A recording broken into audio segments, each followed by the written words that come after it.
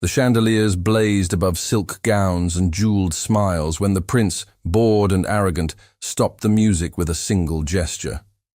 His mocking eyes fell not on a lady of rank, but on the maid in her plain dress, tray trembling in her hands, her face burning beneath the laughter of nobles.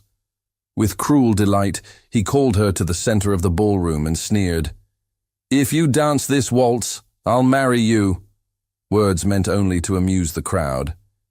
Humiliation thickened the air, yet in her silence there was a flicker of defiance, a quiet strength no one expected. And as the first note rose, the hall was about to witness not ridicule, but a revelation that would turn mockery into awe. Before we begin this beautiful period romance story, tell me in the comments where you're listening from. I love knowing where you're joining me from. The chandeliers burned like small suns above the polished floor, each crystal trembling when the door admitted another draft of winter air. Heat shimmered off candles and bodies. Perfume mingled with beeswax. The musicians at their gallery breathed as one, bows resting, waiting for the signal to begin the next waltz. Servants moved in narrow currents along the walls, silver trays kept level, as if by virtue, not training. She kept to the currents. She knew their invisible borders, the line between conversation and silence, between the idle wave of a ringed hand and the rebuke behind a raised fan. She wore plain shoes with thin soles that let her feel the grain of the floor beneath the polish. The house had been burnished all afternoon for this display. Her hands smelled faintly of lemon and soap, her sleeves clean but mended twice. The livery fit well because she had made it fit, not because anyone measured her. She passed a cluster of gentlemen with powdered throats and careful smiles, their laughter pitched to carry. One called for more wine without looking. She anticipated the reach of his hand and left the glass where he would find it, an inch from tipping. He would never know how close he had come to a stain on his embroidered waistcoat.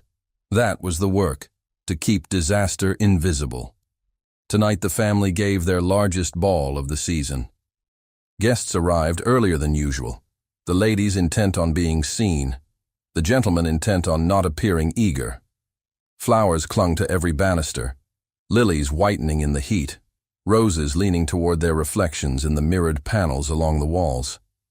Candlelight softened faces and sharpened jewels. The chatter sloped around the room in tides. She could feel it in her skin.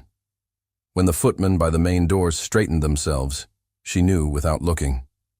A ripple passed through the room. Fans made a soft, synchronized rustle. The talk turned bright for a moment, and then subsided under a different kind of attention. She turned, because everyone turned. He entered with the kind of grace that came from never needing to hurry. The prince had a way of filling a doorway without pausing in it. His coat was cut to an inch of austerity, his cravat pinned with a small pearl. Not the gaudy kind of gem that begged for notice. He carried notice with him whether he chose to or not. The hosts bowed. The ladies dipped. The gentlemen nodded too often. The prince's expression suggested that all this pleased him in the way a familiar painting pleases, a thing to be glanced at and moved past. She watched as others watched, careful to keep her face angled slightly down. He had a smile made for rooms like this, generous enough to flatter, remote enough to remain untouched. When he laughed, people straightened, as if they had guessed the right answer. He accepted the right hands, he made the right remarks. He drifted through compliment and greeting like a ship through a well-mapped harbor. Her tray grew heavy. She shifted it and slipped sideways to avoid the hem of a gown that was all froth and patience. On the far side of the room a candle guttered, and a footman reached up with a taper to steady it. But his sleeve passed too close, and the flame leaned away, relit itself, and stood again. Even the candle knew how to behave under watch. The musician struck a few tuning notes. Above her, the violinist flexed his fingers and shook his wrist. The flautist swabbed his instrument with a strip of linen. The drum, barely more than a heartbeat in this hall, waited under a musician's palm. The set would begin again when someone important wanted it. Near the head of the room, the prince accepted the host's welcome and let himself be drawn toward the center. He had the air of a man who assumed the floor was always his, and the assumption made it mostly true. She watched the people watching him and wondered briefly what it was to be looked at as a fact and not as a function.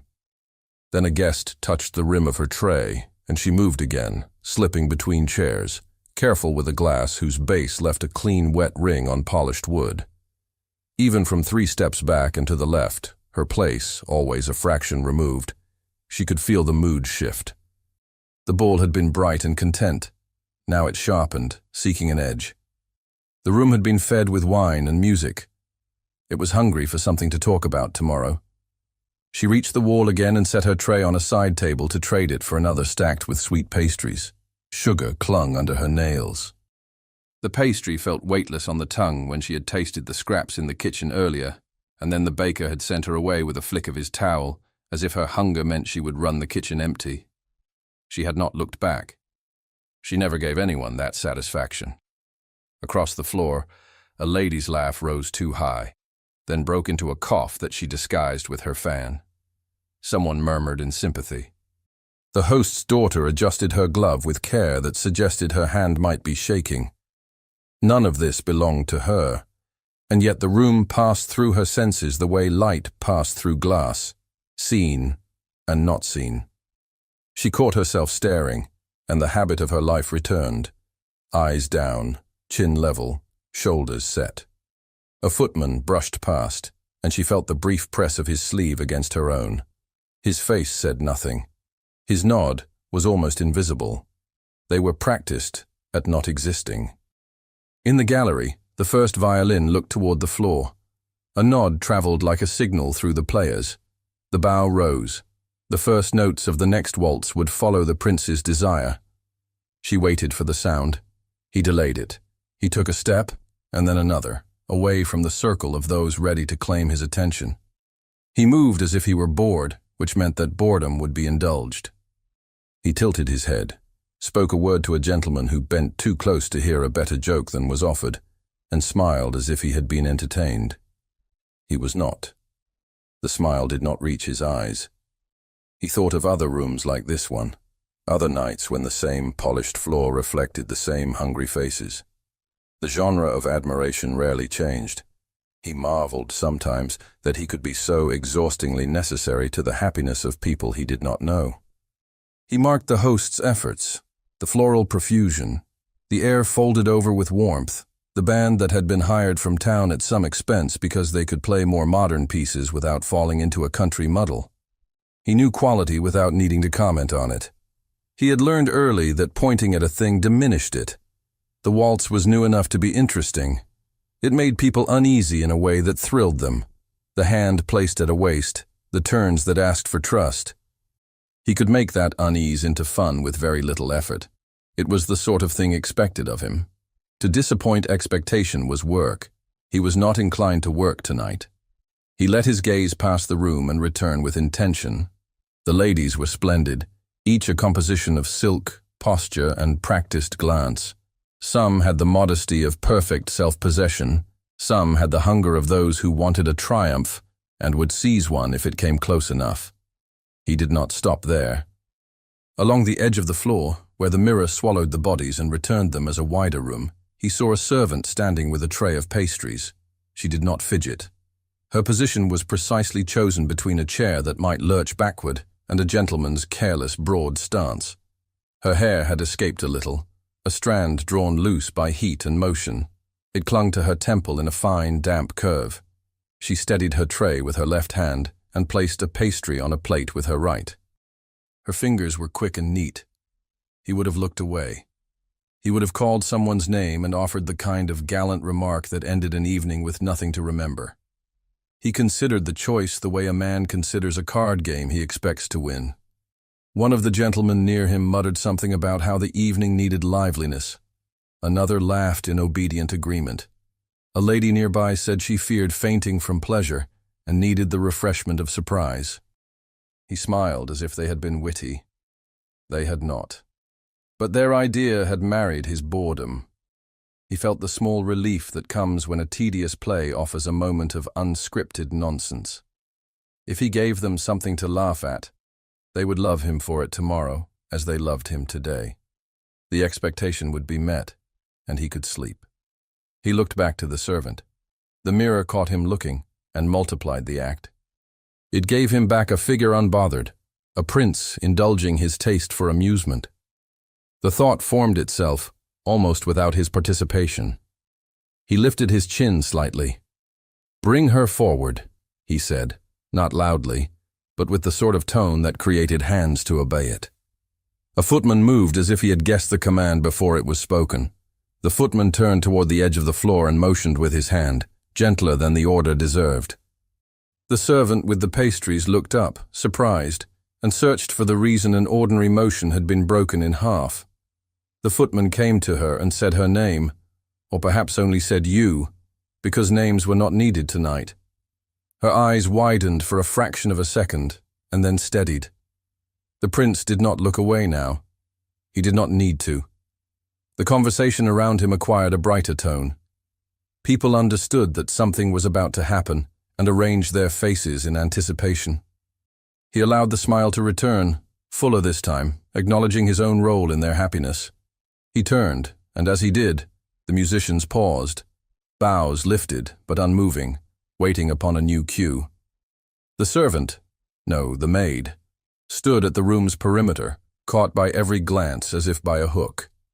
The tray in her hands seemed suddenly absurd in the center of so much attention. She placed it on the nearest table with care that veiled a tremor. A puff of sugar rose and fell. The scent of cinnamon added itself to the heat. She took one step, and then another, her shoes silent on the polished floor. The space between her and the center opened like a book too clean to have been read. The hosts' mouths made polite shapes that did not settle into words. She did not look at them. She looked at the floor, as you look at the sea, when you think you are to be thrown into it. Her throat felt tight for a breath, and then opened again, because breath had to come. The sound in the room had changed. Laughter had been held back by curiosity. The week's gossip had appeared and asked to be served. She could feel the eyes like the pressure of warm water, everywhere and nowhere. She held herself straight.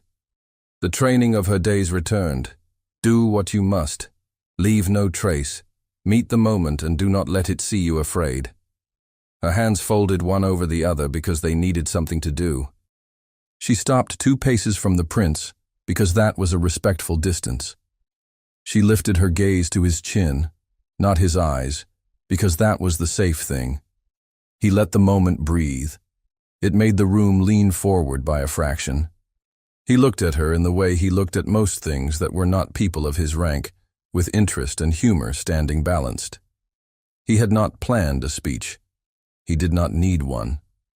The remark at the center of the room had already been made in the minds of half the guests. He would simply give them the pleasure of hearing it in his voice. "What a clever evening," he said, to no one in particular, and everyone at once. "It would be a shame if we allowed it to grow dull." He let the laughter rise because it would encourage the room to be generous in their delight. He wished only to be entertained. She heard the laughter and felt its temperature. It was warm, and it bit. The prince turned his head slightly, as if acknowledging a quip offered by a gentleman at his elbow. There had not been one. It gave him a reason to smile so that what came next would be less sharp. He looked back at the maid. He did not ask her name. Names complicated simple pleasures. "You," he said. The word had no malice in it, and yet it pressed. "This is a waltz." Her lips parted, but no sound came. The way the word "you" landed on her made her feel counted and discounted at once. She kept her shoulders steady. She thought for a breath that he would ask her to fetch something, more wine or a handkerchief someone had let fall. It would have made sense of the summons. He did not. He took a breath and let the room hold it with him. "If you dance this waltz," he said, his voice clear, the tone amused enough to keep anyone from alarm, "I'll marry you." Silence came, stunned and soft, and then cracked open. Laughter spilled through the room. It did not stop at the edges of the floor. It bounced off the mirrors and the pillars and came back for more. A lady raised her fan to hide a smile too wide. A gentleman choked on his wine, swallowed it with a practiced swallow, and laughed again. The musicians did not play. They sat with their bows held, arms poised, eyes going from the prince to the hosts and back. The leader coughed lightly and looked down, as if the notes might tell him what was safe. She heard the words once, and then they echoed as if the walls had spoken them back. "If you dance this waltz, I'll marry you." She did not look at him. She looked at the hand he had extended, because he had extended it, and that was part of the shock. And she felt the air move over her skin where her hand might meet his. She did not lift her own. The laughter pressed. Humor made a soft cage. She could feel its wires curve into a shape around her. If she refused, the cage would close and stay shut. If she agreed, it might swing wide and then snap shut again. She did not know. A voice near the back of the room said it was clever. Another voice agreed. Someone said it was harmless. Someone said it was daring. Words like harmless and daring had never been applied to her life. Her life was careful. Her life avoided edges. He waited, patient, because patience would be seen as magnanimity, impatient because he wanted the release of laughter. His hand stayed extended. He did not care whom he married. The joke required only that the idea of it be delicious. He smiled, as a man smiles at a horse that is nearly trained. She breathed again. The breath went deeper than any she had taken since the summons. She stood where the light was strongest and felt the heat of candles soften the slight chill that had crept into her fingers. She could say no. It would be proper. It would be safe. It would mark her as a servant who knew her place. She would go back to the wall and trays and quiet and be the object of laughter until dawn. She did not want to be the object of laughter. The thought lit in her like a match. It did not blaze. It burned with a small, unarguable flame. She lifted her chin. She did not look up far. The movement was small, and it changed everything inside her. She looked at his extended hand. She saw the line of his wrist, the steady fingers, the gesture as stylized as any in a dance manual. This was a game he was sure he had already won. She could see the expectation in the room. Flustered refusal or stumbling spectacle. Either would please them. There were things she knew because she had been taught them quietly, without permission, years ago when being taught such things had seemed like preparing for a life other than this one. She had folded those things away because they were trouble. Trouble did not feed you. It made you hungry. She thought of nothing else. She thought of the floor and the space and the knowledge in her body that belonged to her and to no one else. She took a step closer.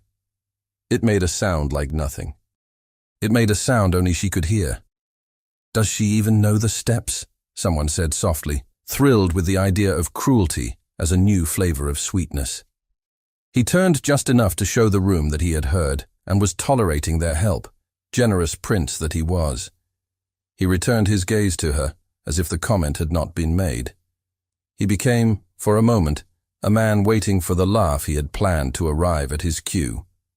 He knew how to wait. He did not know that waiting had made her stronger.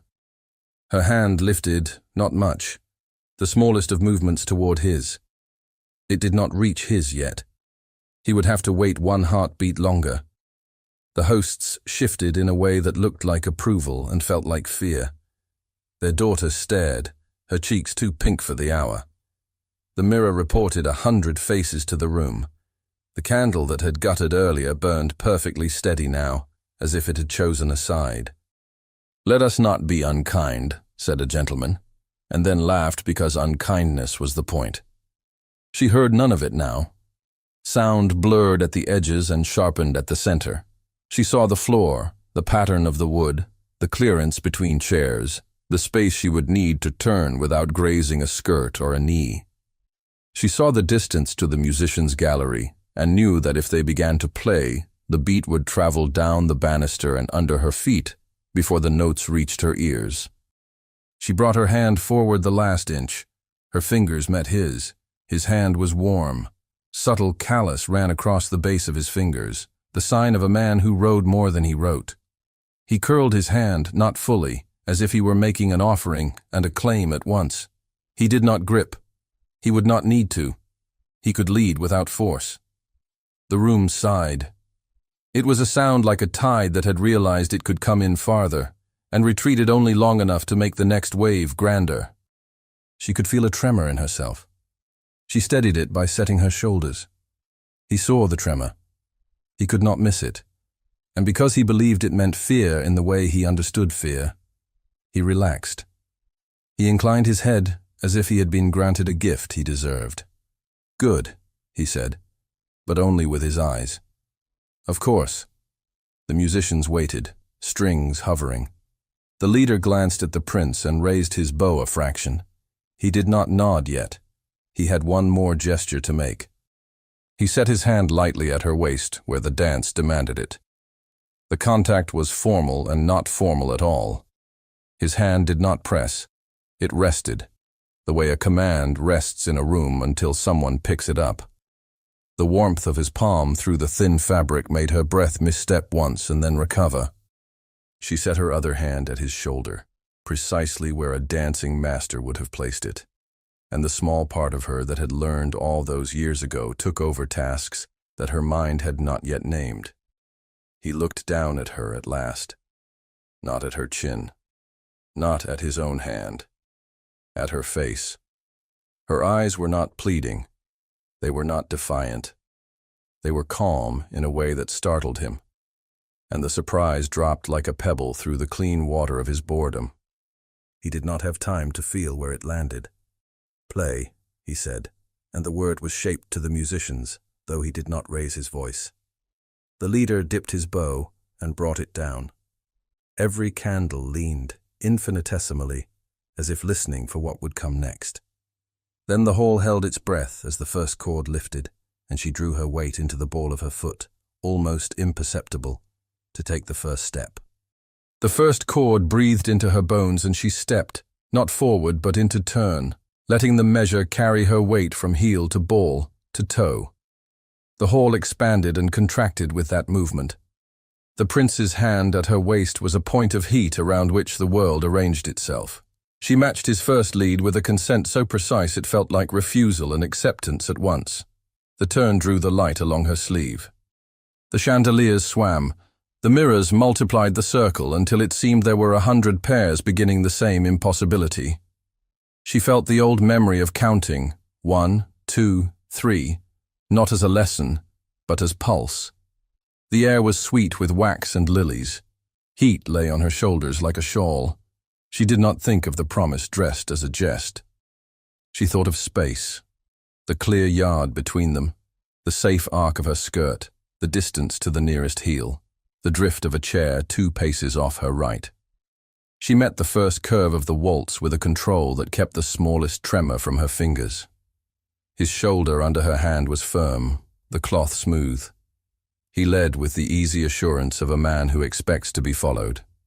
She allowed him leadership and quietly chose the line of it.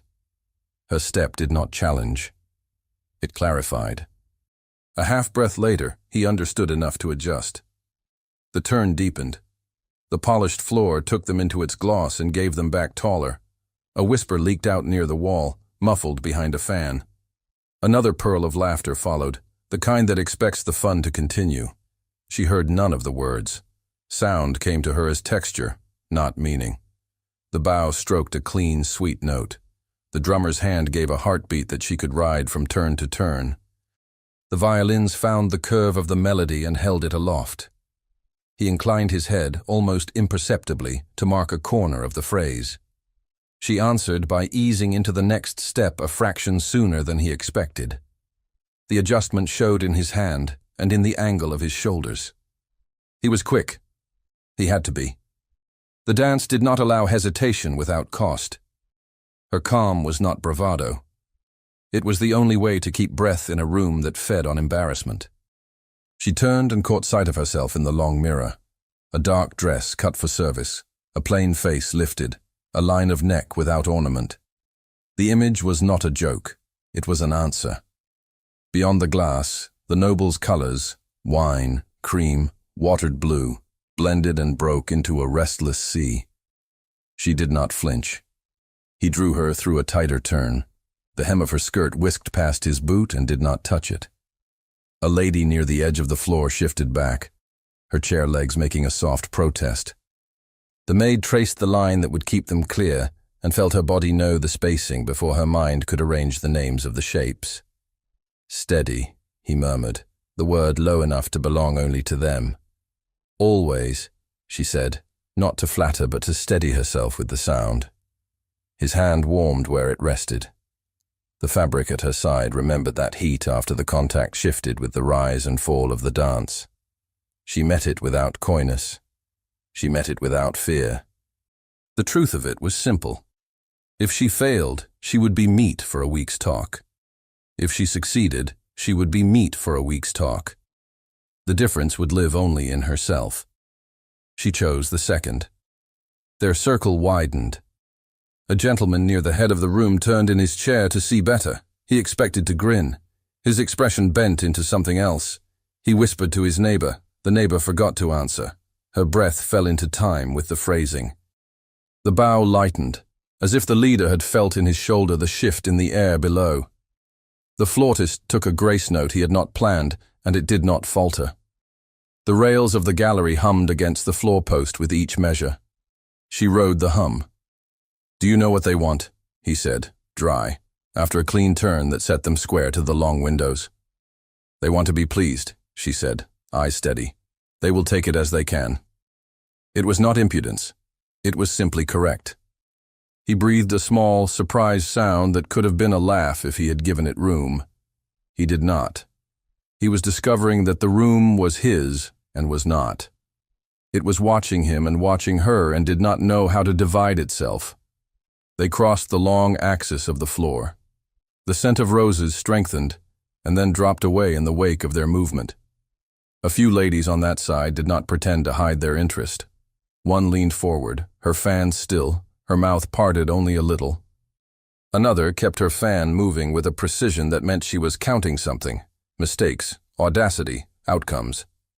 The maid released a breath at the turn and let the room slide behind her like a tide turning on polished stones. The measure lifted again. She matched the rise. She let him feel that she would not require rescue. Pride had served him so often that he might not know what it was to be equal in motion. It was not her duty to teach him. It was her decision to be true to what she knew. "Have you done this before?" he said quietly, and there was curiosity in it, not command. "In other rooms," she said, with no one to laugh. A swallow rippled visibly through the nearest cluster of gentlemen, the kind of swallow men make when the wine goes down wrong because they have forgotten to attend to their throats. One coughed into his fist, another laughed to cover it and stopped when no one joined him. He had expected a stumble by now. He had prepared the proper smile for kindness. He had kept a phrase ready for his own amusement, something about sport and magnanimity. Those phrases fell apart in his hands and lay there as pieces. He did not have the wish to gather them. Her step was not cleverness for its own sake. It was economy and grace. When she turned, she did not snatch at air. She shaped it. When she moved backward, she kept her balance under his arm without seeming to depend on it. When they reached the threat of a crowded corner, she made the smallest shift to bring them safe without making the avoidance look like retreat. He had led many dances, and he had rarely been led within his own leading. The discovery had a bite he did not resent. Their pace increased a shade. The band felt what the floor would bear and offered it. A murmur rose from the edges and tilted into silence that held sound at its edges, like froth around a stone. The room had passed curiosity and was approaching that second, sharper attention that either turns to cruelty or to respect. It would be decided by what came next. The maid did not look at the deciding. She attended to her step.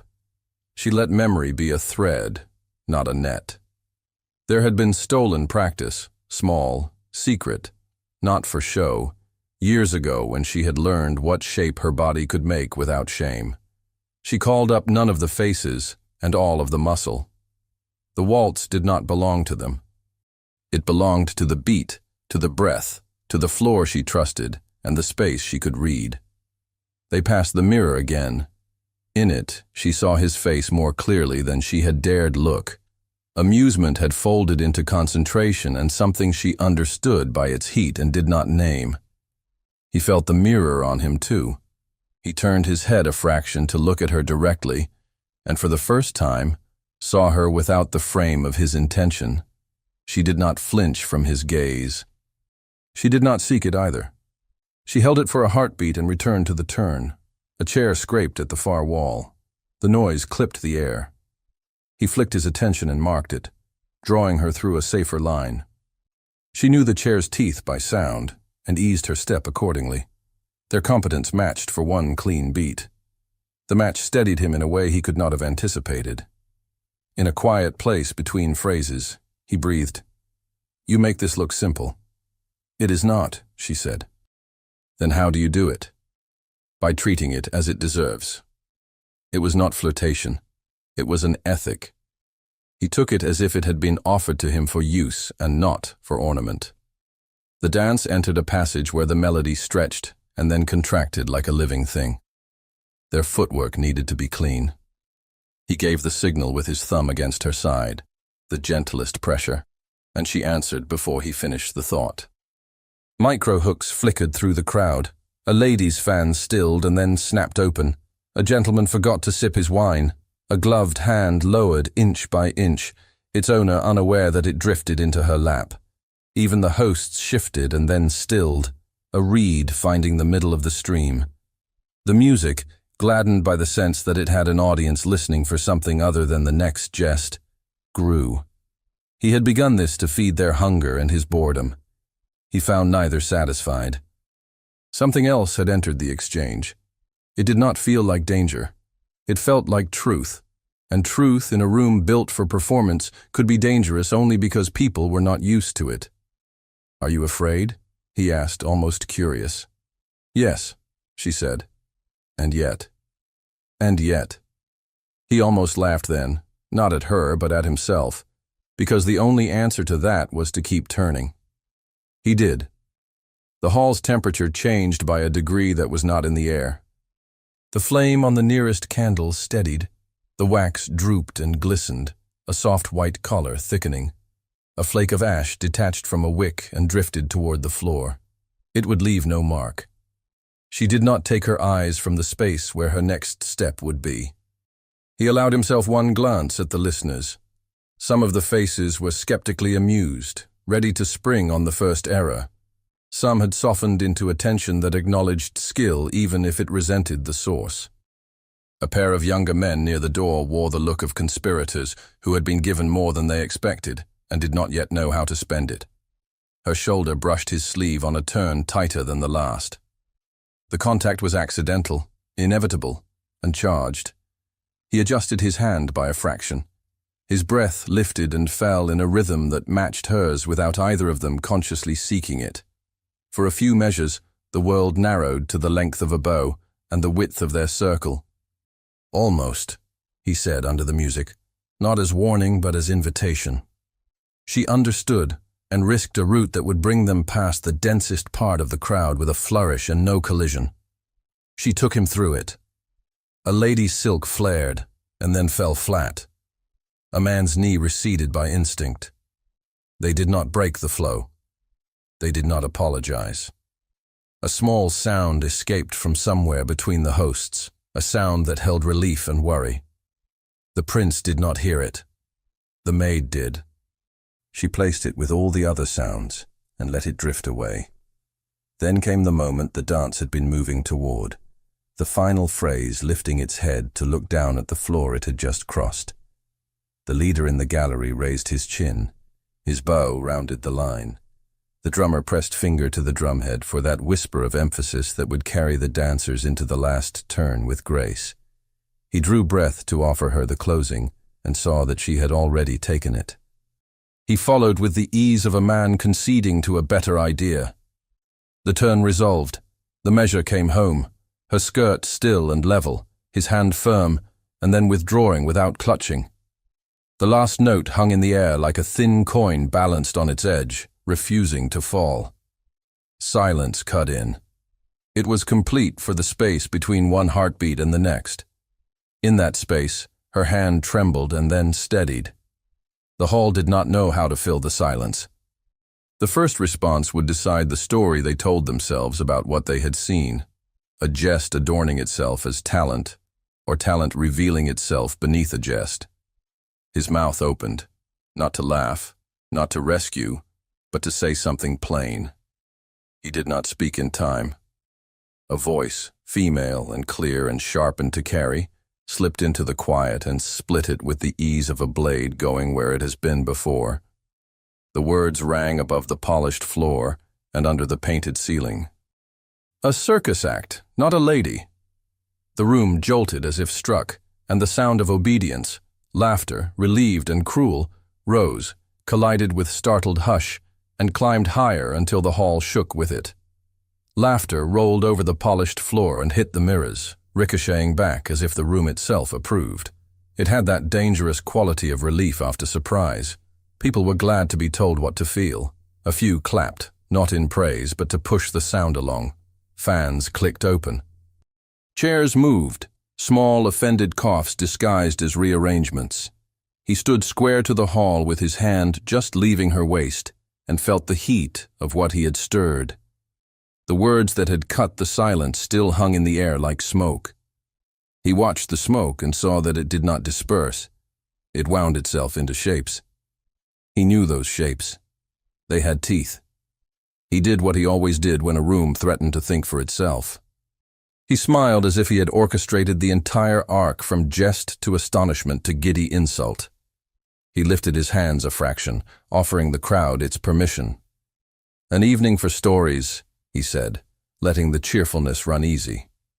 "You will make free use of this one, I see." There were laughs at that. Grateful, eager, the sound of people returning to a path with hedges on both sides.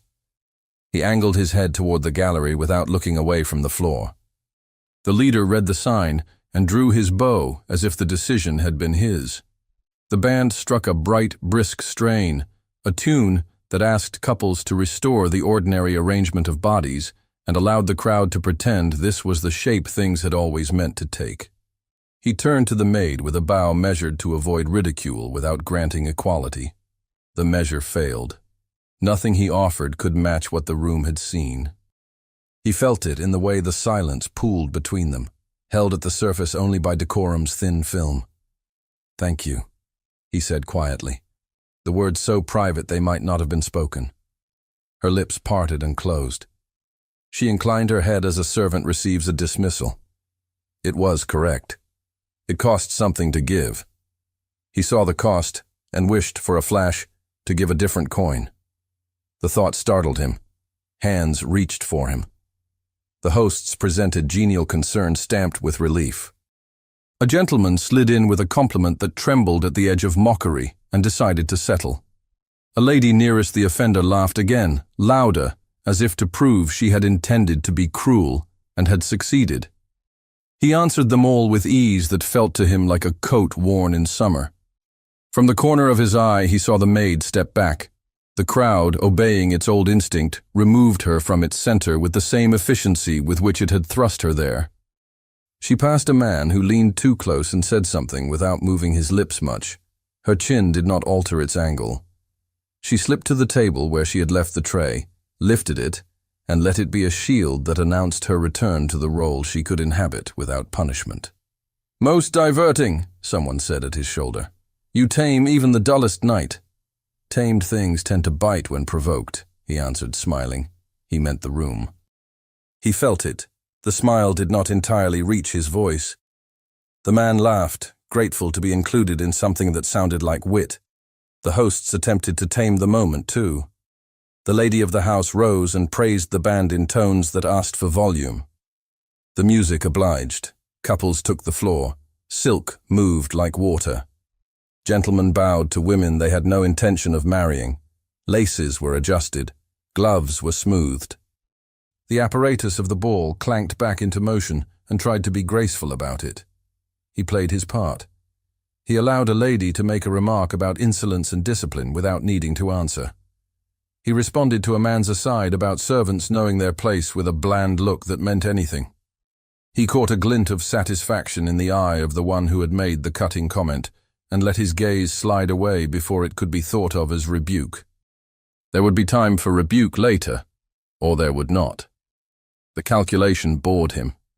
He had other numbers in his head now, the ones that counted breath and steps, and the distance between outrage and awe.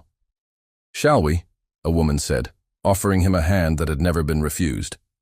He bowed to her and did not take it. "You must forgive me," he said light. "Host's demands. I am commandeered." He turned without waiting to learn whom that explanation would please, and excused himself from the circle with the practiced look of a man summoned by obligations that outranked delight. It was plausible enough. It allowed the room to continue without him. As he moved toward the edge of the floor, a pair of younger men intercepted him long enough to spill admiration mixed with scandal. He indulged them with one raised brow and slipped on. Near the doors, a member of his own circle came close and breathed, well managed, like a prayer and a warning. "Leave it," he said softly. "People will talk." They would have done so in any case. Not like this. He did not slow. Like exactly this. The man fell back, understanding the conversation was finished. The prince passed the pillars, and the gilt cornices gave way to narrower corridors where heat collected, and the hum of the ballroom sank to a persistent throb. Footmen stood at intervals like chessmen in the middle of a game no one would admit to playing. They bowed when they should. They looked through him while seeing everything. He knew those looks. He had grown up among them. He told himself he was circling for air. He told himself he was due to examine the other rooms as courtesy demanded. He told himself he would, at some point in that circuit, forget the heat of a hand, where a hand should never have been allowed to rest, and the steadiness of eyes that had not asked him for rescue. He told himself many things. He turned by habit toward the side passage that led to the long windows that faced the gardens.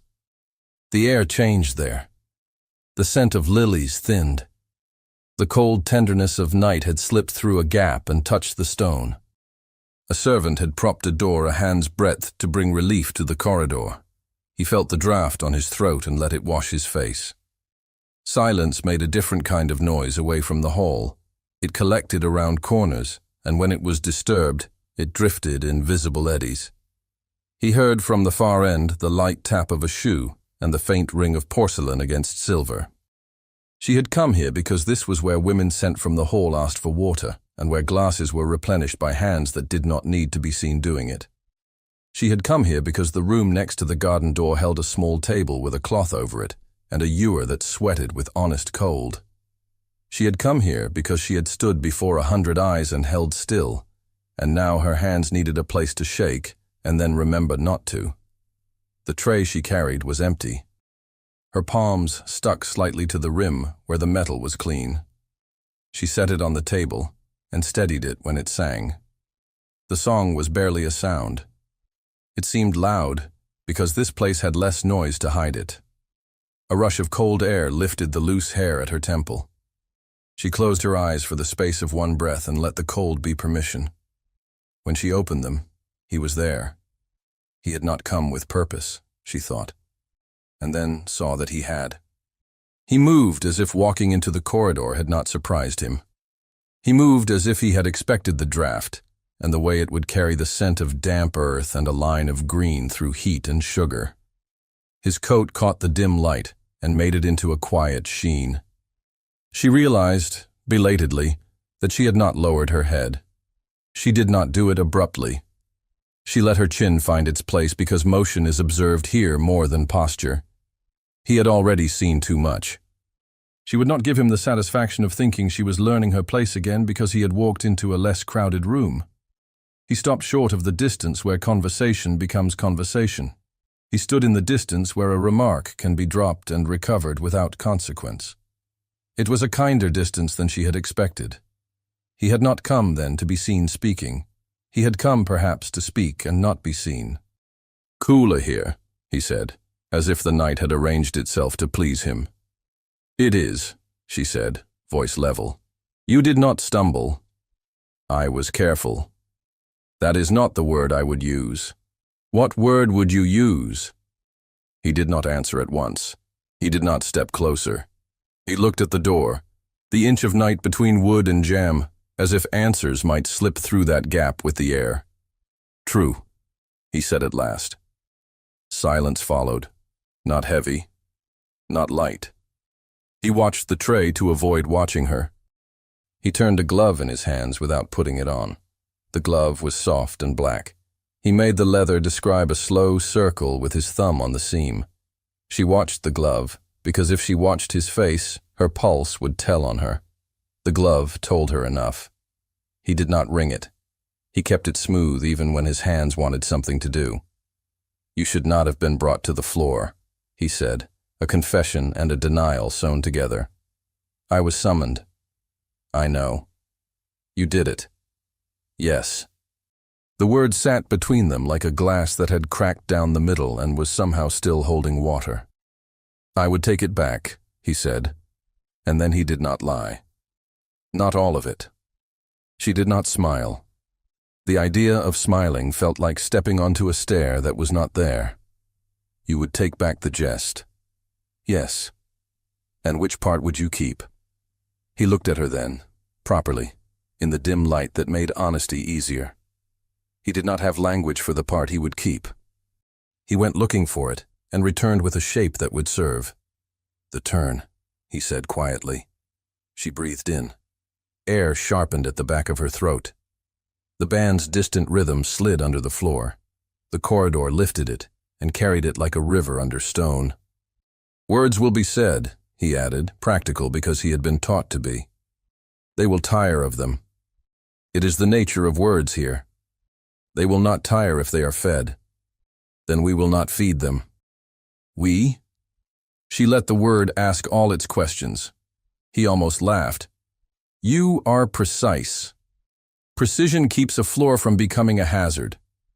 And a life? The same." He stepped closer and then stopped, not because she drew back, but because he found the right distance, as if he had been shown it. He lowered his voice in the way of a man accustomed to making privacy inside public air. "I did not intend—" He paused. Intention felt like a country he should not enter without a guide.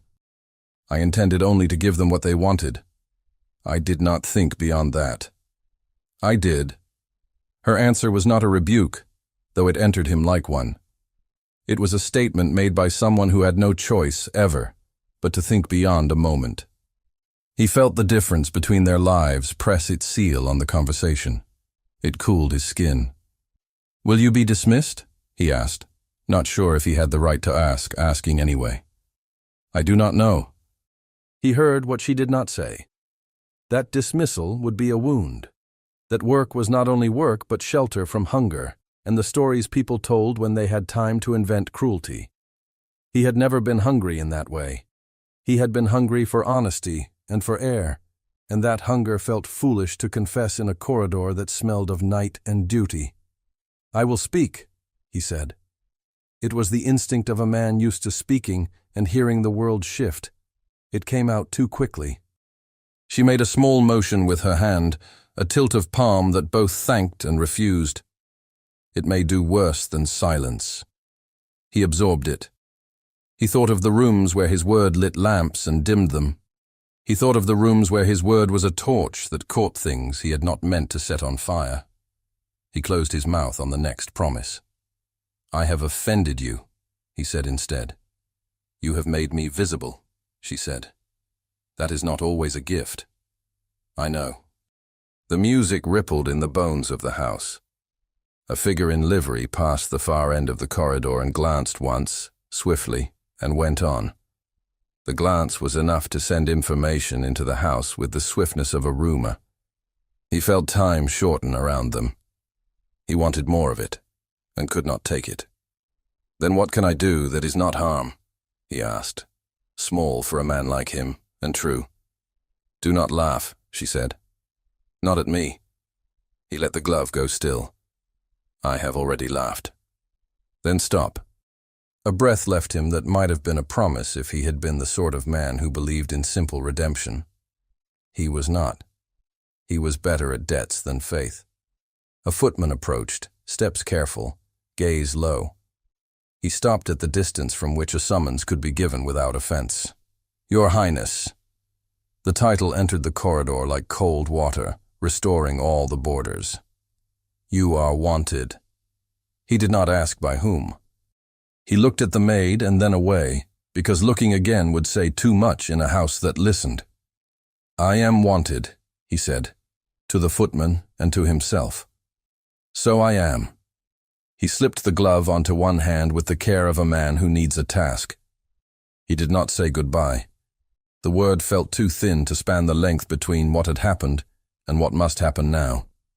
He inclined his head and moved away. The draught followed him until the door swallowed it.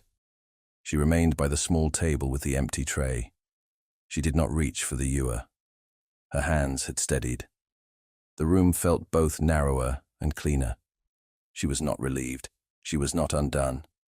She was suspended. Silence returned in a new shape.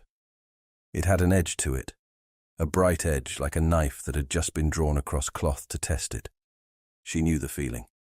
She had felt it when bread was scarce, and a landlady's patience was thinner than the walls. Something would break this silence. It would be better if she chose. She lifted the tray. The metal was cool where it had not been warmed by her hands. She turned to go. He saw the exchange. He had not gone far. He had left enough distance to be seen by those who needed to see him depart, and had curved back along a second passage where the lamps were fewer. Habit led him there. Unease held him. He did not like the idea that a thing could be begun by him and finished by the room without his consent. He stepped into the darker angle by a pillar and waited for breath to decide his next motion. Motion arrived from another direction. A man detached himself from the far end of the corridor with the grace of someone used to slipping through rooms and arriving where he was least expected and most prepared. He wore the correct expression for the night. A smile you would call agreeable until you noticed it never touched his eyes. He belonged to the loose circle around the prince that tightened when opportunity appeared. He had an ear for what pleased power. He had a nose for where trouble might be turned into leverage. He had watched the dance with a scholar's attention. He had watched the aftermath with a butcher's. Now he watched the maid. He did not address her by name because he did not need it. He addressed her by category, and by the precise courtesy that tells a servant the speaker is convinced of his own kindness.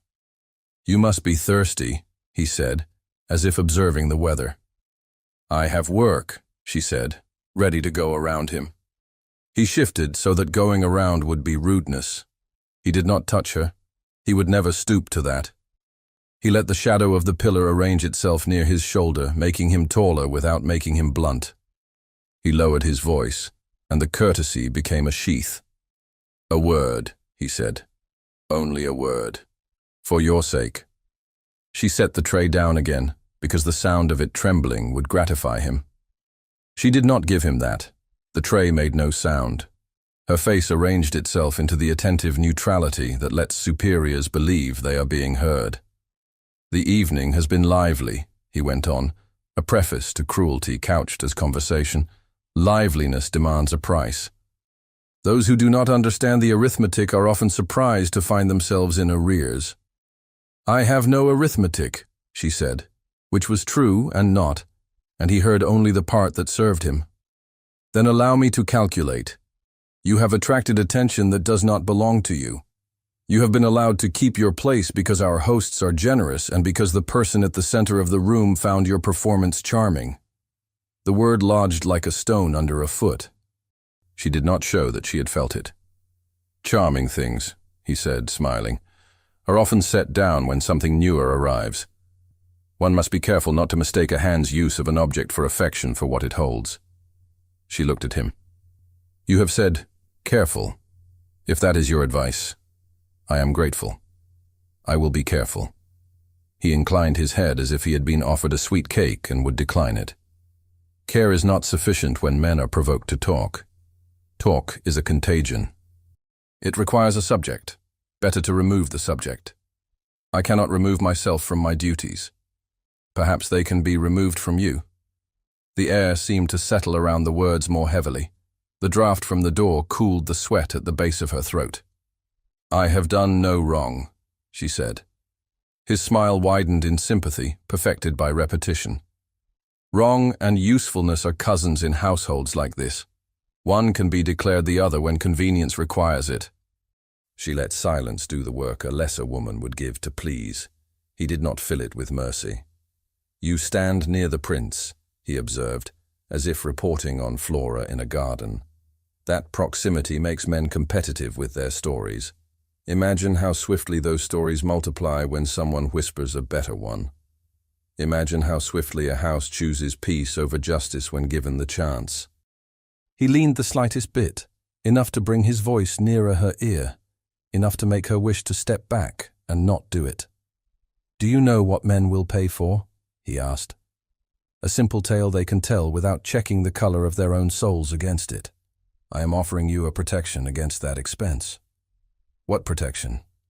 Silence, distance, a return to invisibility, and a small arrangement that will ensure your past does not become theater. Her throat tightened. My past is work. Your past is a story, he said softly. Middling people like stories best when they are cruel to someone else. And he allowed himself the smallest of satisfied breaths. I'm very good at finding the parts that travel fastest. She felt the world draw in to the width of the corridor and the depth of 2 breaths.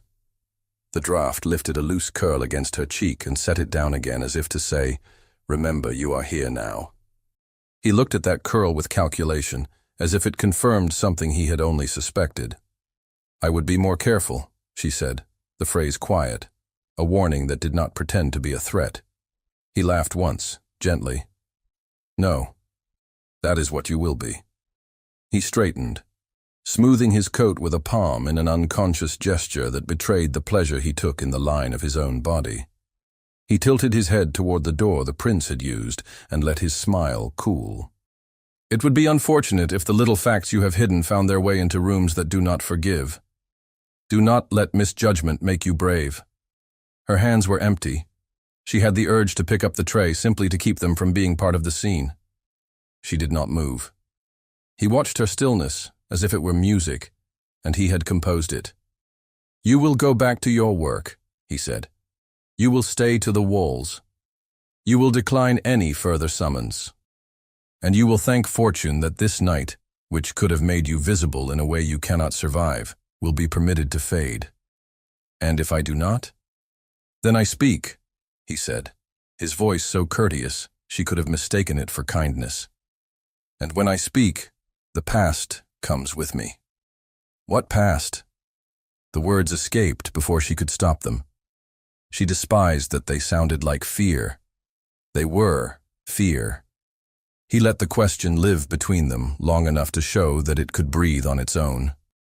The one you hoped this house would cover, he said. The one that will fit a tale men want to tell too well to be denied. He bowed with an elegance that made mockery look like charity, and stepped aside to let her pass, an act that felt less like deference than like the movement of a gate after it has closed. She did not move. You understand, he said gently. She understood, and the word felt like a lock sliding into place. He smiled as if she had thanked him. She stood with the draft lifting the loose hair at her temple and the weight of unshed breath in her chest, and felt the old, dangerous knowledge return, that silence can be taken for consent when you cannot afford to contradict it. She did not move at first. The corridor held the draft like a breath waiting to be let out, and the words the man had left behind clung to her skin as if they had been spoken closer than they had. Her hands had nothing in them. That felt dangerous. She reached for the tray because the weight steadied her, metal against palm, cool and familiar. She took one step and then another until her feet remembered the old economy of service. The door to the ballroom stood open by a fraction. Music ran out from it and spread thin along the floor. Laughter hung in the air, less sharp than before, but eager to regain shape. She fixed her eyes on the line where wood met stone and walked toward it, counting the beats of the waltz because counting kept thought from breaking apart. She had learned early that fear was useful only to the extent that it told you where not to step. The rest was noise. The man had said, "Past."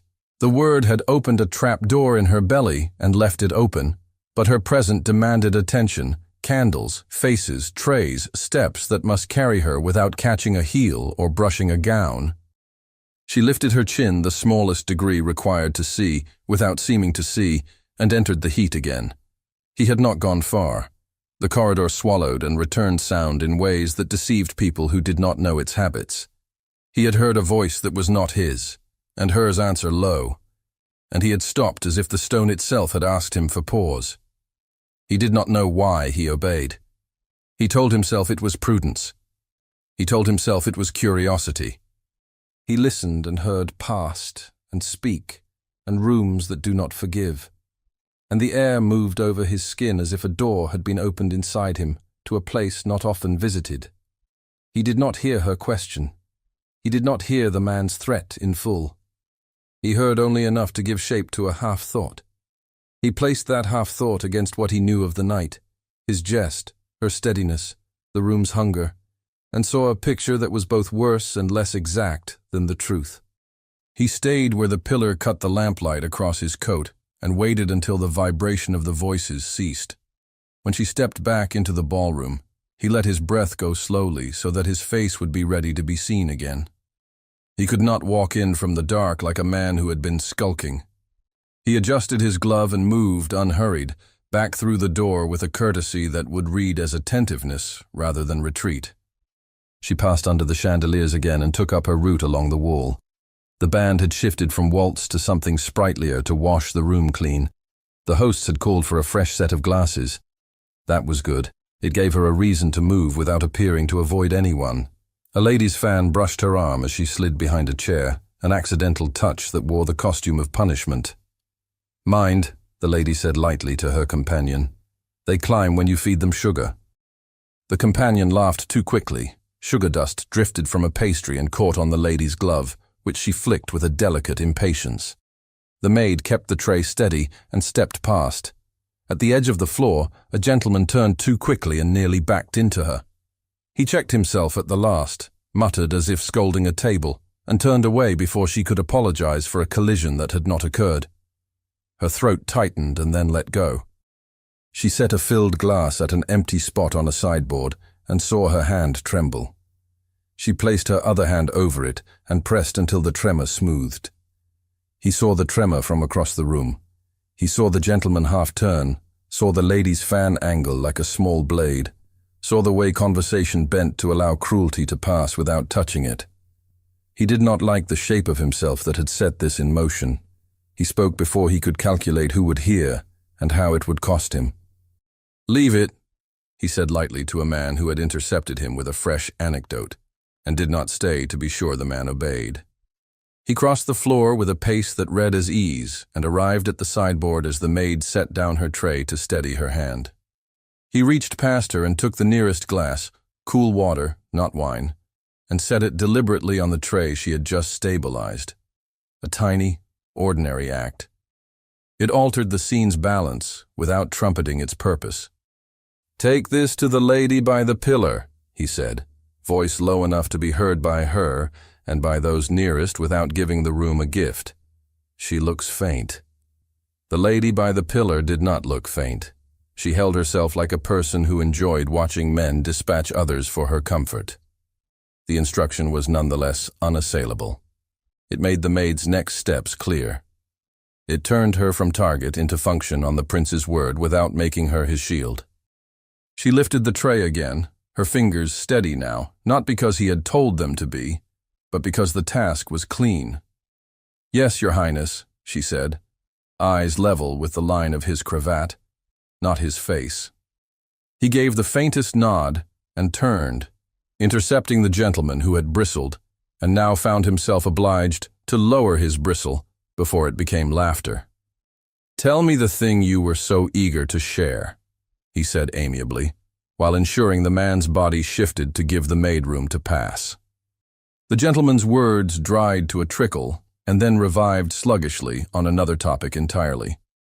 The maid crossed to the pillar, set the glass before the lady with a bow that could not be faulted, and stepped back at once, denying the woman the pleasure of making her wait for a dismissive glance. She rejoined the servant's current along the wall and let the room swallow her again. He watched long enough to be sure the small storm he had diverted would not gather elsewhere, and returned to the center where the hosts wanted him. They wanted him always. They wanted him most when they had been made to realize that wanting might be complicated. "Your Highness," the host said with a gratitude that smelled faintly of fear. "What charm! None could have managed that better." "It required nothing," he said. "It had required seeing and a refusal to let a thing stand simply because it pleased others." He did not say that aloud. He smiled. The smile would be repeated at breakfast by people who would not remember the glass of water. He moved through greetings that drifted back to the earlier insult, as if touching a bruise to see if it still hurt. The woman who had spoken the cutting words had gathered admirers. She sat with her head high, proud of her accuracy in hitting the softest target. He met her eyes once across a gap and let his gaze pass through her. It was not a rebuke, it was absence. She did not like it. She laughed a little too loudly at something someone said. The band changed tempo again. The leader in the gallery glanced down. The house's rhythm had returned, if not its innocence. A footman approached the maid with a tray of fresh glasses for the supper that would be carried in on soft feet. She took the tray and adjusted her hold, careful of the slope of the hallway where spills were born. Her mind moved in two compartments now, the one that tracked work and the one that held the words, "When I speak, the past comes with me," like a weight wrapped in cloth. She passed a doorway and felt cold air brush the space between her shoulder blades, where the fabric sat too thin after a long evening. She did not shiver. She could not afford such weather on her skin. At the end of the room, near the long windows, she bent to set a glass and rose to find herself within arm's reach of a small cluster of men whose conversation paused to take stock of her proximity. "Precisely my point," one of them murmured, not bothering to lower his voice. "It makes sport of the thing." His companion smirked at his boots. He stepped in before a second companion could add the comment that hung between his teeth. "You will forgive me," he said to the small cluster with the kind of mock apology that smooths over recklessness when wielded by a lesser man. "You mistake sport for art. It happens to the best of us." One of the men stiffened, offended, and unsure how to lodge the complaint without stepping into a sharper point. The prince tilted his head and smiled, as if they had made the clever remark. The men allowed themselves to be disarmed. The maid set the glass with perfect placement and withdrew. He could not do this for every small sting. He could not be everywhere. He told himself as much, and felt the statement fail to absolve him. He made the rounds, offered a word to the leader in the gallery that made the man's shoulders settle, stood for the required number of compliments and petitions without dropping any of them on the floor. She returned the empty tray to the side table and reached for another. Her hands no longer shook. They had not forgotten the threat. They had decided to work anyway. She was bending to resettle a stack of plates when the prince's shadow moved into the corner of her eye. "Walk with me," he said quietly, not as a command, not as an invitation a gentleman extends to a lady, but as a practical phrase that could belong to any two people who had work to do. His timing was exact. He spoke at the moment a footman arrived to take the tray from her hands. The footman accepted it without comment and turned away. She hesitated just long enough to measure cost and cover. The band began a new strain that asked for the room's attention, and the room obliged. They stepped into the narrow passage behind the pillar where the sound softened and the faces around them turned toward the center. "I heard," he said before she could decide how to stand. "Not all of it." "What did you hear?"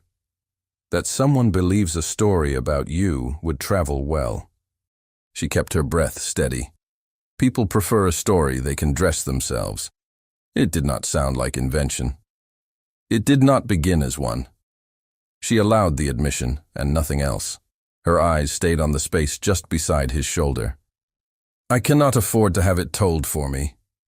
He understood there was a door she would not open. He did not press it with questions that would own the space and show his ignorance as concern. He chose another angle. If I speak, I worsen it. You will make it bright, she said. They will see it better. And if I say nothing, you will not harm me. The simplicity of it humbled him. He did not say so. Then what would you have me do? See, she said softly.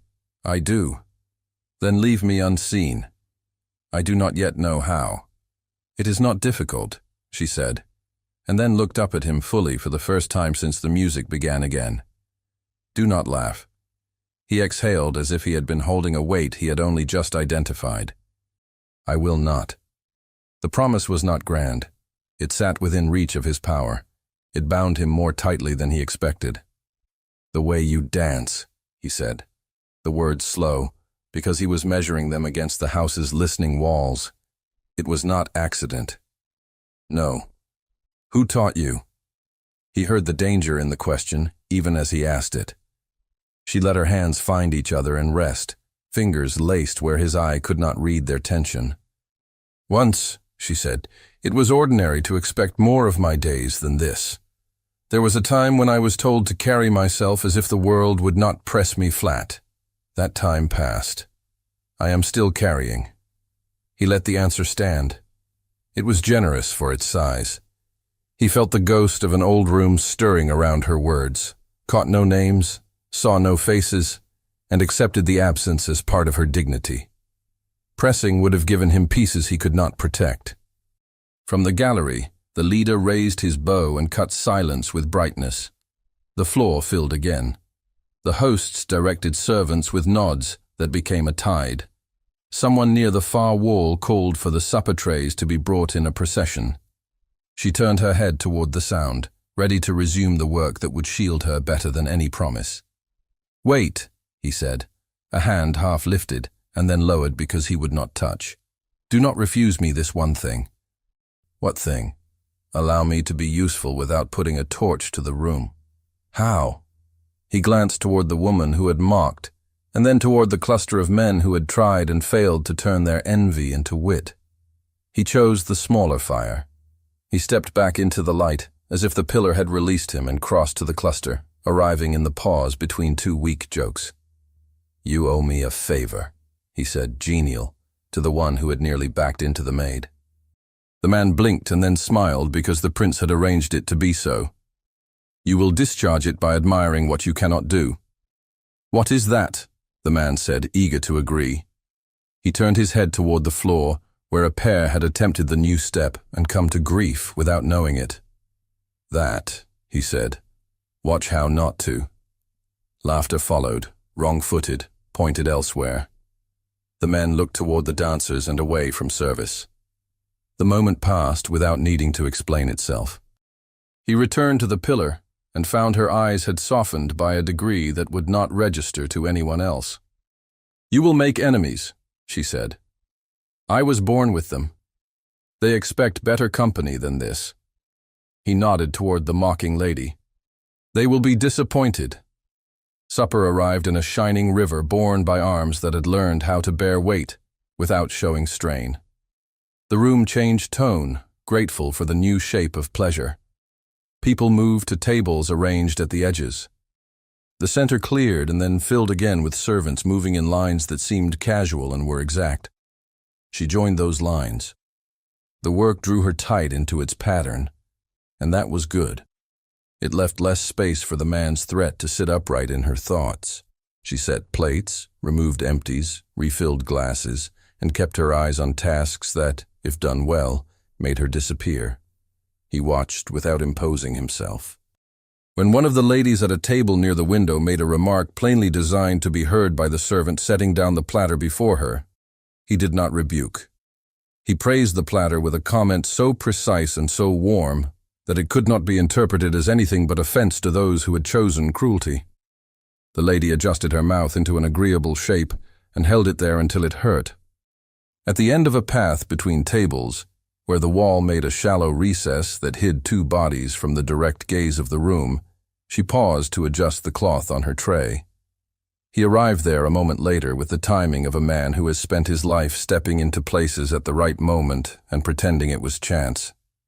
"You have not eaten," he said. "I am not hungry." "You are. It costs nothing to admit it to me. It costs me my place to accept it from you." He made no argument. He set a small roll wrapped in a napkin on the tray without touching anything else on it. She looked at the roll as if it were a coin she had no right to spend, and then picked it up with her left hand, because the right was needed for balance. She did not eat. She tucked it under the cloth for later, for when later came and the corridor was empty, and the ewer would have sweated away its chill, and she would need something to anchor the body that had carried her through the evening. "Thank you," she said. "For what?"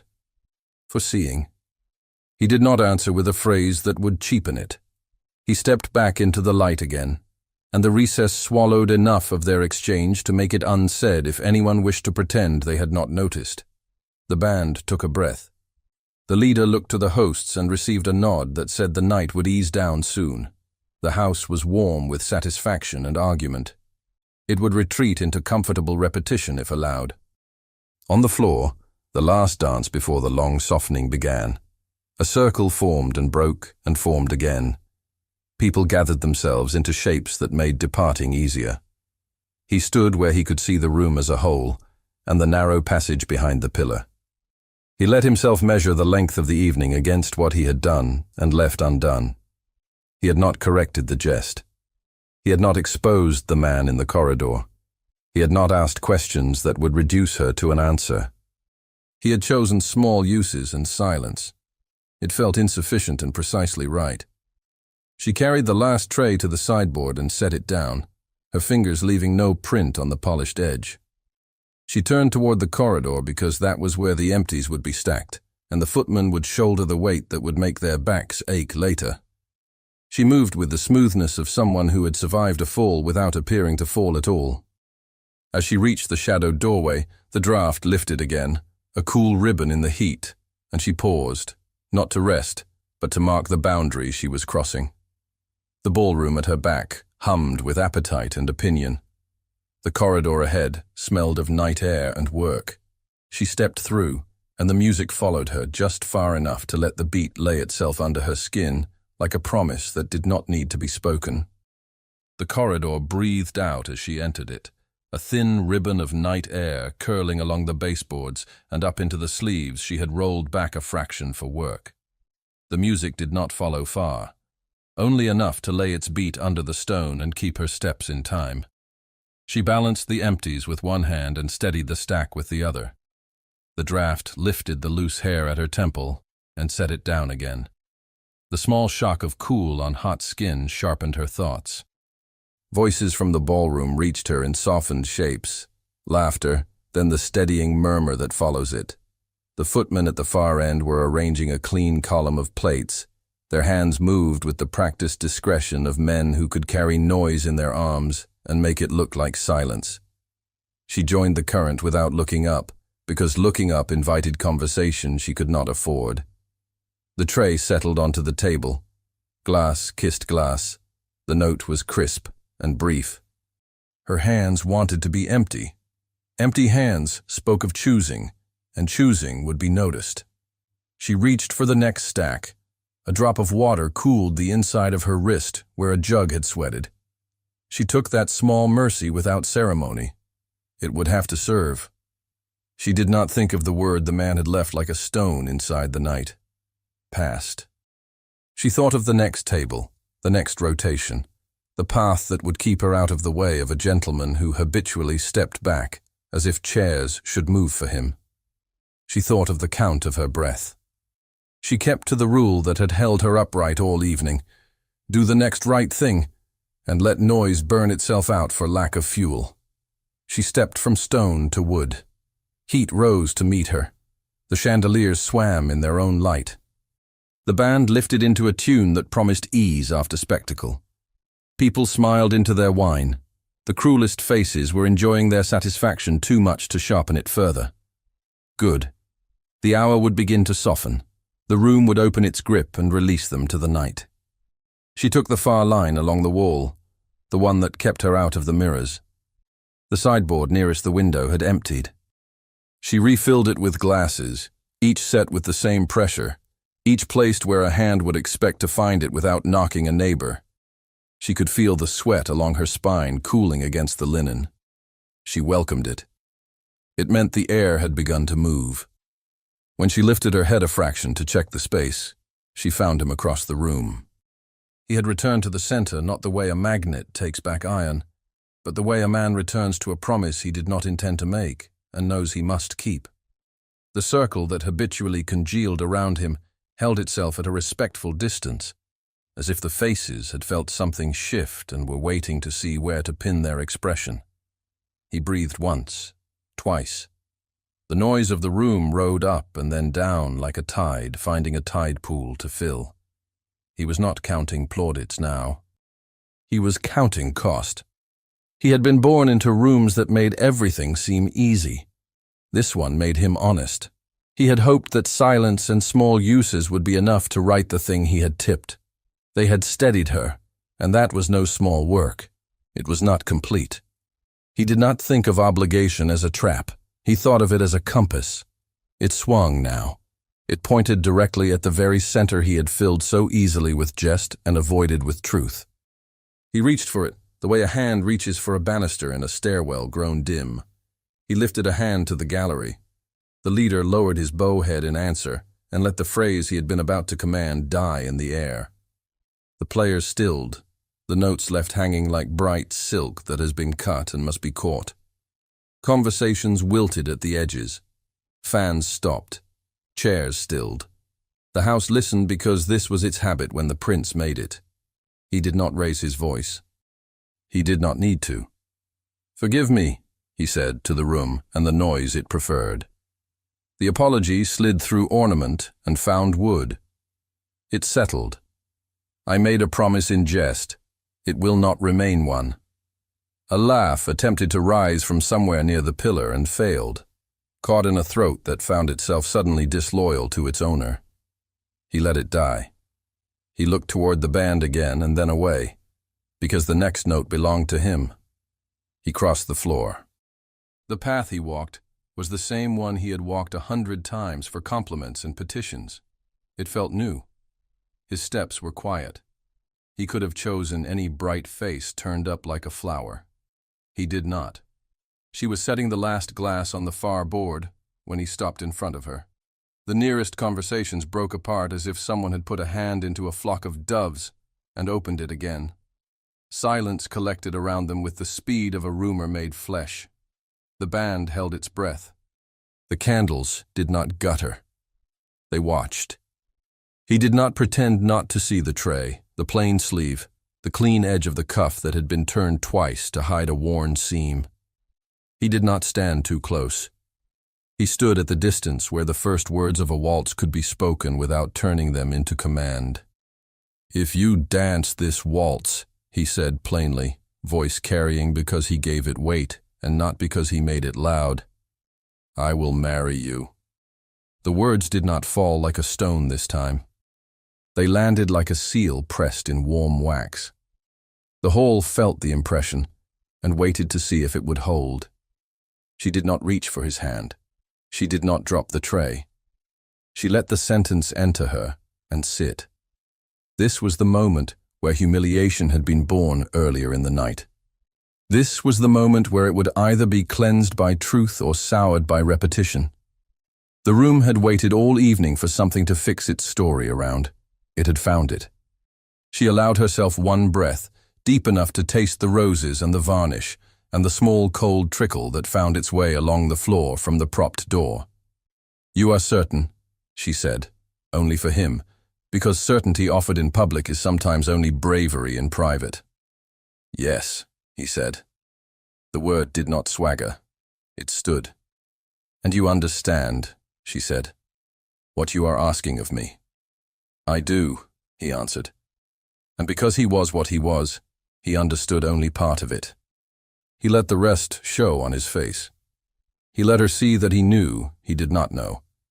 She looked past his shoulder once, briefly, at the crowd that had made her into a story against her will, and then back at him, at the person who had begun that story and was now putting his name into it as more than author. "Then you will ask me," she said quietly. He did not flinch. He bowed, as a man bows to a woman he intends to honor, not as a prince takes possession of property to the approval of a room. "Will you dance this waltz with me?" he asked. She set the tray on the sideboard. Her hands were steady. She let them be seen.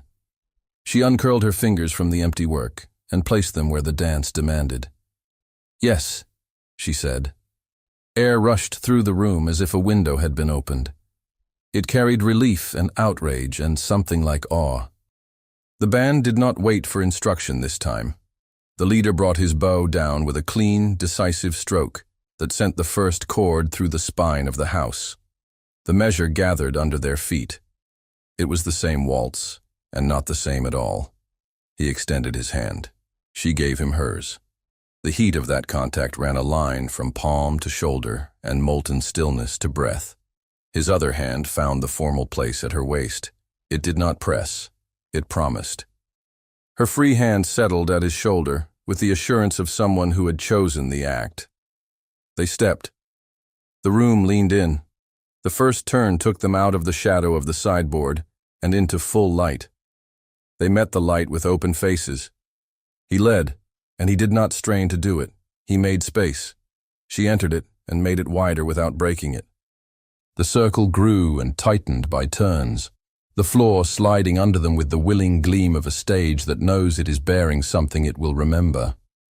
A murmur began along the wall, the kind that gathers when people recognize that they must change their minds or be ridiculous. Some did not change them. Their mouths hardened to keep shape. Others let surprise soften. The difference marked itself without words. "Do not look at them," he said, the words a breath against measure.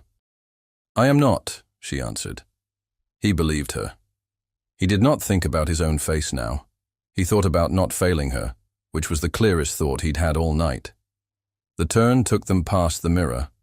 Their reflection arrived with them, unadorned by flattery. He saw a man without his coat of jokes, and a woman who had refused humiliation, and become more visible by refusing him earlier and accepting him now. He kept his gaze trained on the space where the next step must fall. She matched him with a steadiness that gave the room nothing to catch but grace. The leader in the gallery felt the lift in his bones and gave the violin a sweetness he would remember later as a private pride.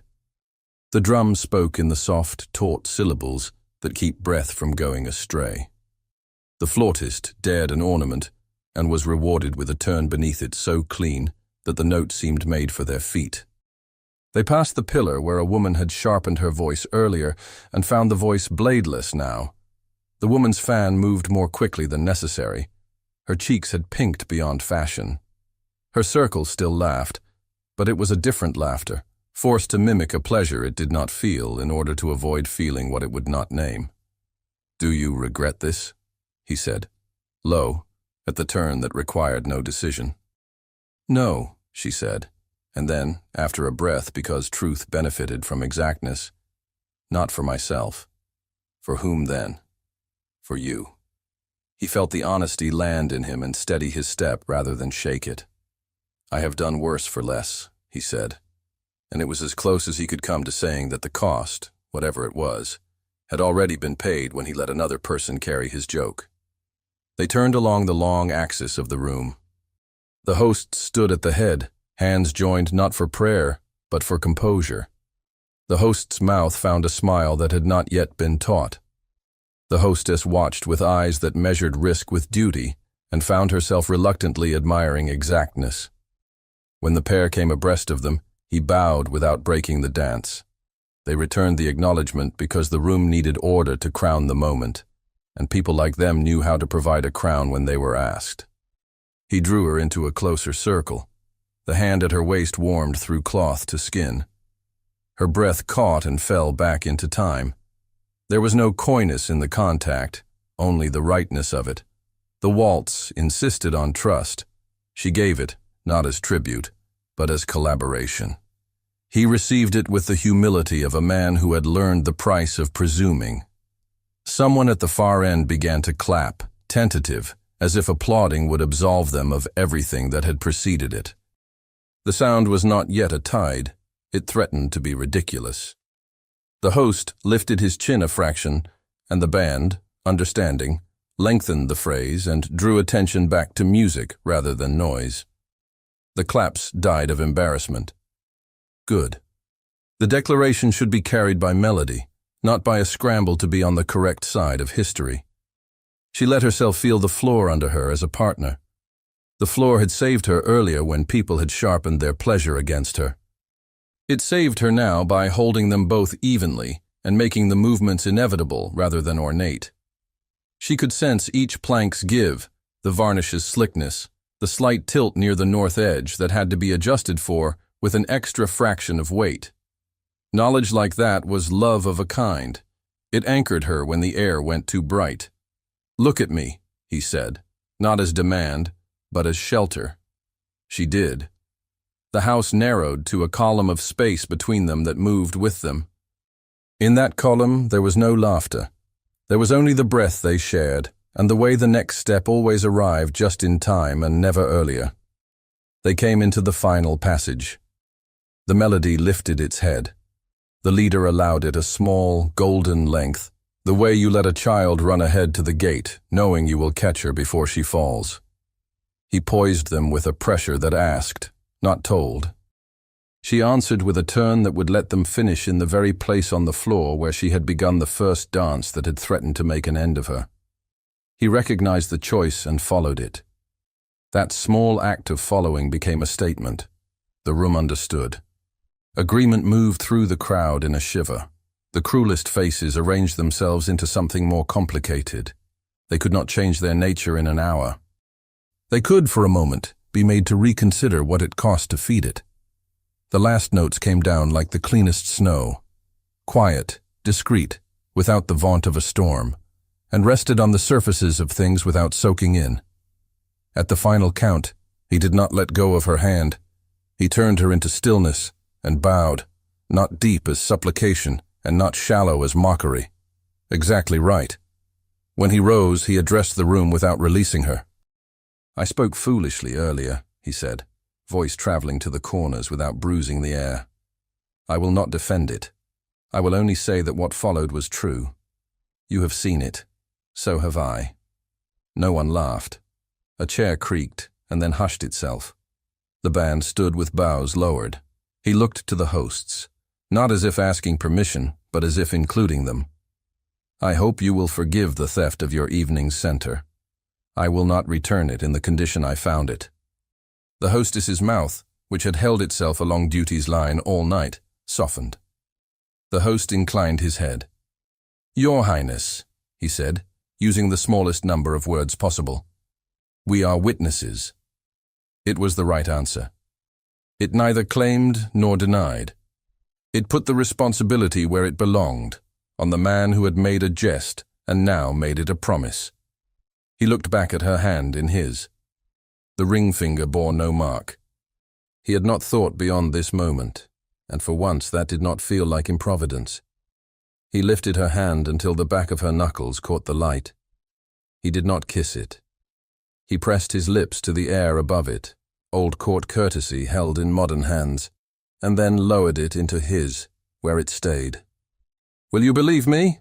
he said, low, for her, while holding the room with the mere fact of his posture. "Not my words only, but this." "I will believe what you do," she answered. "I am doing it," he said, simple as a man casts off a weight and breathes more easily for it. She drew a breath that ran through her like warmth. It was not victory so much as relief tasting of roses and wax and the salt of a long night shouldered well. Applause began, uncertain again, then stronger when it found it could be sincere rather than fashionable. It did not break like thunder. It rose like rain that has chosen a field and will make something grow there whether the field deserves it or not. The faces altered. People stood. A woman who had been cruel drew her shoulders in and became smaller in her chair. Men who had made remarks forgot them. The band raised their bows and held them in salute as much as readiness. He turned to the leader and nodded once. The leader understood.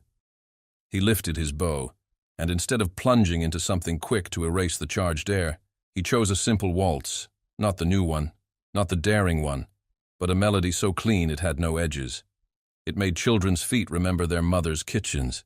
It made old men straighten their backs without thinking. It made this moment belong as much to the servants as to the silk. "Again?" he said to her, not with triumph, but with gratitude.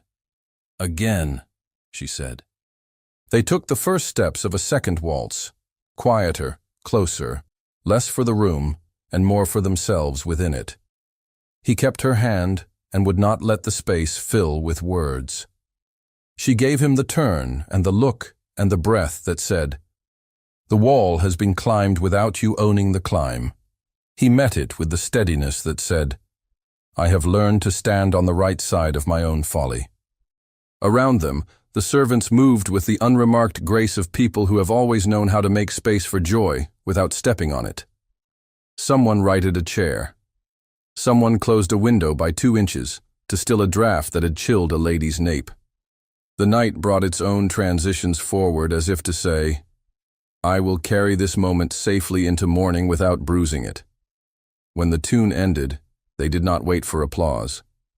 He lifted her hand, turned her out and in, and let the last step place them where the evening had begun to change her life. He held her there and faced the room with her, as if to say, "This is ours, and you may look." She looked once up into his face, not to ask and not to doubt, but to learn it as it was when stripped of audience. What she saw steadied the small tremor she had kept at her wrist since the first jest. He saw in her what he had not earned and wanted, and for once wanting did not mean taking. It meant making a place. Silence did not fall again. It moved gently aside to let voices resume, altered. A current of approval found its own level. Skeptics preserved their dignity by praising the band. The house exhaled. Heat settled back on skin. The roses, which had been bruised by attention, relaxed their petals into sweetness again. He bent his head, close enough for breath and not for spectacle. "We will not feed them," he murmured. "No," she said, and then added, with the courage of someone who has learned that truth does not always draw blood, "And we will not starve." They stood for a heartbeat more, and then stepped apart on purpose, not because the room demanded it. He turned to the nearest gentleman who had looked most ready to sneer and gave him a task, arranged the thanks to the band, in a tone that sounded like honor and felt like discipline. The man bowed, flattered to be useful, confused to be forgiven. He moved at once. She crossed to the sideboard as if reclaiming it, lifted a glass of water, and met the hostess's eye. The older woman tipped her head the smallest degree in a gesture that neither apologized nor congratulated, and somehow did both. The maid drank, and the water tasted like the first sensible thing of the night. The leader lowered his bow and rubbed the heel of his hand along his wrist in a motion he would feel in the morning and be proud of. He looked down at the pair and saw not the scandal he had expected to report to his wife, but a steadiness he would try to translate into music the next time a hall demanded it. He returned to her, not to claim, but to stand. People approached in little knots, bringing politeness that could be mistaken for blessing. He let them. He let their words soften the edges of the story they would carry away from this room. He did not try to fix their minds. He did not need to. The visible thing had been done. The rest would follow, or it would not. He had chosen his side. "Will you rest?" he asked her when a pocket of quiet opened. "I will work," she said, and smiled, small and entire. "And then I will rest." He inclined his head, accepting her order of operations. "Then I will wait." "For what?" "For the next waltz," he said, as if the whole of his life could be organized around the truth that had turned a house full of hunger into witnesses. "And for whatever must be done between now and then." She let that be answer enough. She took up a tray, not because anyone had asked, but because it pleased her to choose something in a room that had tried to choose her. He watched her go and did not follow. He did not need to. The distance now meant something other than hierarchy. It meant trust. The night moved on.